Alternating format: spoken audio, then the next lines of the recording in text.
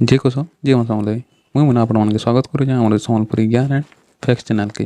आज आम जानवा आमर पश्चिम ओडिशार टॉप 5 फिल्म मान बाबद रे। तो चलन वीडियो के स्टार्ट करूँ।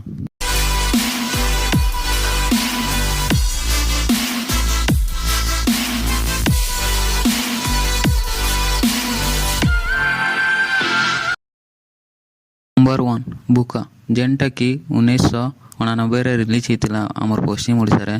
सेटा के डायरेक्ट करिछन सब्यसाची महापात्र आउ सेतार प्रोड्यूसर अछन कुमार प्रोडक्शन।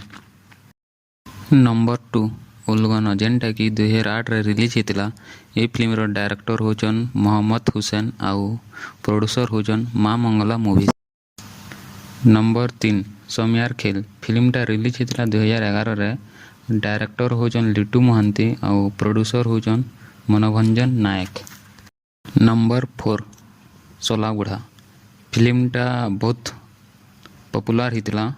फिल्मटा 2013 रे रिलीज होता। डायरेक्ट करथिले सब्यसाची महापात्र आउ प्रोड्यूसर होचन चिंटू बी महापात्र।